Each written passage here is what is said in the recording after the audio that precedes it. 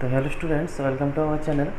তো আমরা এখানে আজকে ক্লাস 12-এর প্রথম অধ্যায়ের নিউমেরিক্যাল আলোচনা করতে যাচ্ছি। তো তোমাদের এখানে আশা করি সহজ একটা রুল এ নিউমেরিক্যাল করাবো, যেটাতে তোমরা আশা করি ইজিলি এগুলোকে মনে রাখতে পারবে নিউমেরিক্যালগুলো, ঠিক আছে?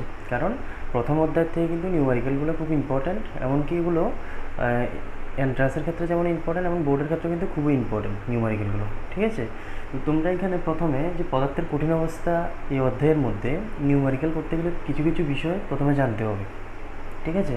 তো এখানে কিছু কিছু অঙ্কর মধ্যে আমাদের পিকোমিটার, ন্যানোমিটার, ঠিক আছে, অ্যাংস্ট্রং, এগুলোকে পরিবর্তন করতে হয়। এখন প্রথমে আমরা জানবো এখান থেকে কীভাবে ওই পরিবর্তনগুলোকে আমরা করব, ঠিক আছে? তো প্রথমে তোমরা অবশ্যই এখানে লিখবে 1 pm, that is 1 picometre equal to 10⁻⁻10 centimetre or 10⁻⁻12 metre, ঠিক আছে?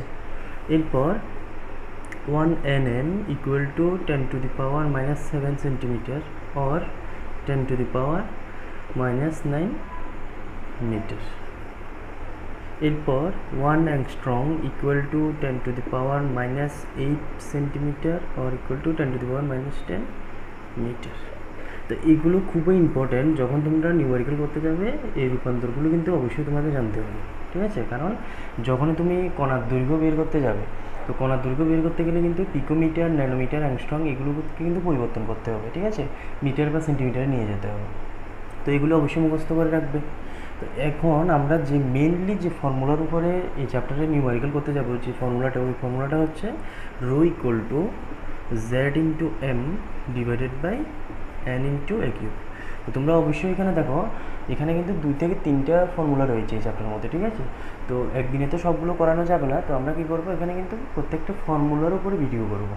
প্রত্যেকটা ফর্মুলার উপরে আমরা একটা আলাদা করে ভিডিও করে ওইগুলোকে তোমাদের সহজে বোঝানোর চেষ্টা করা হবে, ঠিক আছে? তো এখানে দেখো, এখানে rho equal to Z into M by N into A cube, যেখানে রো ইকুয়াল টু হচ্ছে ঘনত্ব, এরপর জেড ইকুয়াল টু, জেড হচ্ছে এখানে একক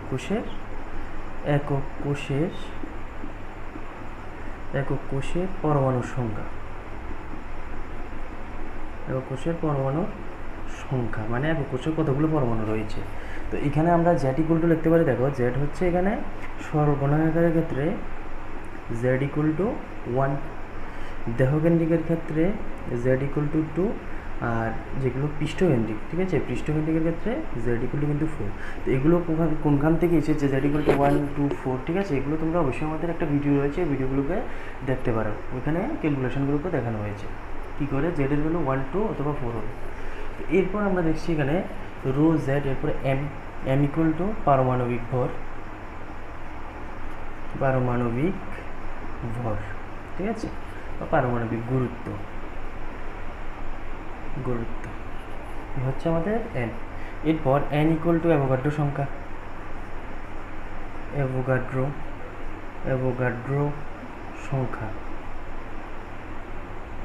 ঠিক আছে? অ্যাভোগাড্রো সংখ্যার ভ্যালু কত? 6.022 ইন্টু 10⁻23।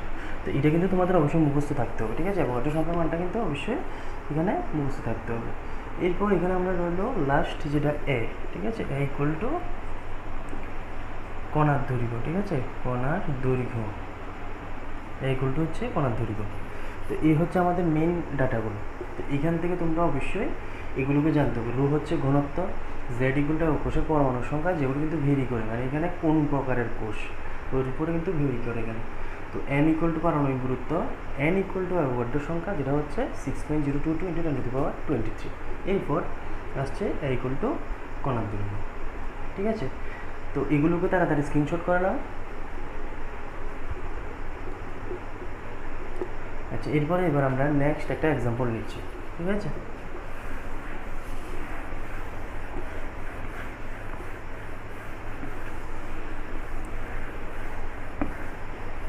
এবার দেখো, এখানে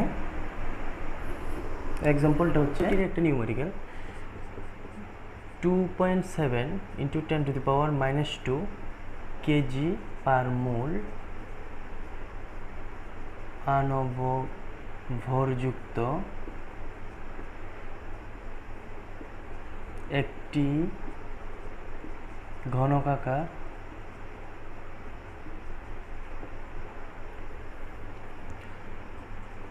একক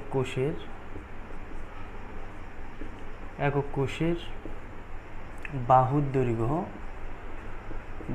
দৈর্ঘ্য 405 pm এবং ঘনত্ব 2.7 × 10³ kg/mol। ঠিক আছে, kg/m³, ঠিক আছে, kg/m³, কারণ ঘনত্ব গ্রাম/সেন্টিমিটার কিউব অথবা kg/m³ হবে। ঠিক আছে, তো এখানে কি লিখলাম, 2.7 × 10⁻² kg/mol আণবভরযুক্ত একটি ঘনকাকার একক কোষের বাহুর দৈর্ঘ্য 405 pm এবং ঘনত্ব 2.7 × 10³ kg/m³ হয়, তবে কোষটির প্রকৃতি কি রূপ হবে। আচ্ছা, এবার এখানে লক্ষ্য করো, অঙ্কটি খুব ইম্পর্টেন্ট। এখানে আমাদের কি দেওয়া আছে আর কি বের করতে বলেছে। এখানে দেখো, কোষটির প্রকৃতি কী রূপ হবে। কোষটির প্রকৃতি কী রূপ, প্রকৃতি মিন্স কি, মানে এখানে আমরা কোষটি কি সরল ঘনাকার না দেহকেন্দ্রিক না পৃষ্ঠকেন্দ্রিক, ওইটার ভ্যালু বের করব। এইবার এখানে লক্ষ্য করো, যদি আমাদের সরল ঘনাকার দেহকেন্দ্রিক বা পৃষ্ঠকেন্দ্রিক বের করতে হয়, তাহলে আমাদের এখানে কিসের ভ্যালু জানতে হবে, অবভিয়াসলি জেড এর ভ্যালু। কিন্তু কারণ একটু আগে তোমাদের ফর্মুলাগুলো লিখিয়ে দিয়েছিলাম, জেড = 1 হলে সরল ঘনাকার হবে, 2 হলে দেহকেন্দ্রিক, 4 হলে পৃষ্ঠকেন্দ্রিক। তার মানে এখানে আমরা যখন জেডের ভ্যালুটা বের করব, যদি 3টা ভ্যালুর মধ্যে পড়ে, তখন আমরা বলবো যে হ্যাঁ, কোষটির প্রকৃতি এমন হবে। তো এখানে প্রথম আমরা কি করব, দেওয়া আছে, ঠিক আছে, দেওয়া আছে কি, দেখো এখানে আণবভরযুক্ত, আণবভর মিন্স m, 2.7 × 10⁻² kg/mol। ঠিক আছে, এরপর একক কোষের বাহুর দৈর্ঘ্য মানে হচ্ছে a = 405 pm। দেখো এখানে 405 pm আছে কিন্তু, তাহলে pm থাকলে এটাকে আমরা কি করতে হবে, cm এ নিতে হবে। ঠিক আছে, অথবা যেহেতু এখানে কোষটির প্রকৃতি, আবার এখানে লক্ষ্য করো এটা pm এ আছে, এটাকে আমরা চেঞ্জ করতে হবে, = 405 × 10⁻−10 cm or 405 × 10⁻−8, এখানে হচ্ছে -12 মিটার। এবার এখানে বলতে পারে এটাকে সিএম এ না রেখে মিটারে কেন নিলাম, কারণ এখানে যে আমাদের ভ্যালুটা রয়েছে, দেখো ঘনত্বের ভ্যালুটা কিন্তু kg/m³, যার দরুন এটাকে আমরা কিন্তু মিটারে নিয়ে গেছি। তো ঘনত্ব হচ্ছে রো = 2.7 × 10³, ঠিক আছে, kg/m³। আর এখানে অ্যাভোগাড্রো সংখ্যার মান আমরা জানি কত হয়, অ্যাভোগাড্রো সংখ্যা 6.022 × 10⁻23। দেখো খুব ইম্পর্টেন্ট কিন্তু এটা কিন্তু খুব ইম্পর্টেন্ট। এখানে এই ব্যাপারটা দেখো, দেওয়া আছে কি এম এর ভ্যালু দেওয়া আছে, এর ভ্যালু আছে 405 pm। তো এটাকে আমরা মিটারে নিয়ে গেলাম 405 × 10⁻12। এরপরে রোর ভ্যালু যখন আমরা কাউন্ট করলাম, তখন হলো এখানে 2.7 × 10³ আর n = 6.022 × 10⁻23, কারণ এটা হচ্ছে অ্যাভোগাড্রো সংখ্যার ভ্যালু। ঠিক আছে, এখন এখানে আমাদের এই ডাটাগুলো আমাদের কাছে আছে। এবার ফর্মুলার মধ্যে rho = z × m / n × a³। ঠিক আছে, তো এখানে আমরা কি করব, জেড এর ভ্যালু দরকার, আমি জেড এর ভ্যালুটা যখন এদিকে রাখি, × n × a³ / R। তো এখানে রোর ভ্যালু কত, রোর ভ্যালু হচ্ছে 2.7 × 10³ n এর ভ্যালু 6.022 × 10⁻23, ঠিক আছে, × a³। এবার এখানে দেখো, এখানে যে a³ রয়েছে, a³ মানে হচ্ছে 405 × 10⁻−12 এর হোল কিউব। এই হচ্ছে আমাদের a³ ভ্যালু, / m হচ্ছে কত, এখানে আমাদের 2.7 × 10⁻3। এবার এখানে দেখো আমরা কি করছি, এখানে 2.7 ক্যান্সেল, ঠিক আছে, 2.7 ক্যান্সেল। আচ্ছা, এখানে ভর যেটা রয়েছে, ভরটা হচ্ছে এখানে 10⁻², আচ্ছা 10⁻² আণবিক ভরটা, ঠিক আছে। তো 2.7 ক্যান্সেল।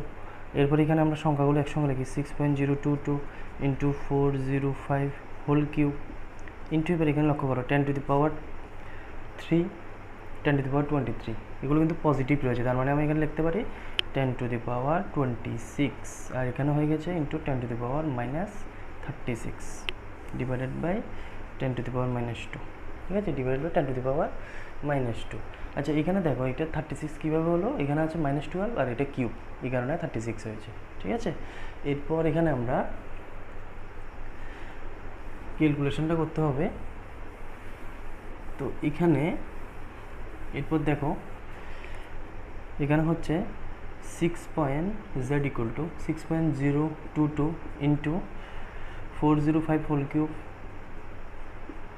ইন্টু, এবার এখানে দেখো 10⁻26 ইন্টু 10⁻−36, তার মানে এখানে হচ্ছে 10⁻−10, ঠিক আছে, কারণ এগুলোর মধ্যে কিন্তু গুণের সময়ে যোগ হয় আর ডিভাইড আকারে থাকলে ভাগের সময় কিন্তু বিয়োগ হয়, যেহেতু তারা এখানে মাল্টিপ্লাই হিসেবে আছে, এই জন্য আমরা প্লাস করলাম। তো +26 -36, দ্যাট মিনস -10। তো এখানে যখন 2টাকে আমরা ক্যালকুলেশন করব, এখানে চলে আসছে 6.022 ইন্টু 405 হোল কিউব ইন্টু 10⁻−8, ঠিক আছে। 2টা যখন উপরে নিয়ে যাবে তখন হয়ে যাবে 10⁻−8। এবার এখানে আমরা কি করব, 405কে কিউব করব। কিউব করলে কি হচ্ছে, এখানে 405, ঠিক আছে, ঠিক আছে, 405, তো এখানে আসছে 202। আচ্ছা, এরপরে 0 0 0 ক্রস, এরপরে আসছে 0 2 6 1। আচ্ছা, 2 5 0 4 6 1 164 0 2 5। আচ্ছা, এরপরে আর একটা 405 রয়ে গেছে যেহেতু কিউব। আচ্ছা, 5, এরপরে হচ্ছে 2, আচ্ছা, এরপরে আসছে এখানে 1 0, এরপর হচ্ছে 2 8। আচ্ছা, এরপর এখানে ক্রস 0 হচ্ছে 1 2 3 4 5 6 1 2 3 4 5 6, এখানে একটা ক্রস, এরপর আসছে আবার 4 দিয়ে দিলে হচ্ছে 0, এখানে 0, এরপর 1, এরপর 6, এরপর হচ্ছে 5, দেন 6, তাহলে আসছে টোটাল 5 2 1 0 3, এরপর আসছে 4 6 6। আচ্ছা, তাহলে এখানে 6.022 ইন্টু এখানে আসছে 66430 125 ইন্টু 10⁻−8, ঠিক আছে, এটা হচ্ছে কিউবের ভ্যালুটা।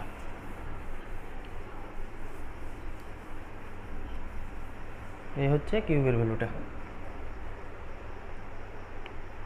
এরপর এখানে আমরা কি করব, এবার এটাকে আমরা মাল্টিপ্লাই করব 6.022 ইন্টু যেটা ভ্যালুটা রয়েছে, ঠিক আছে।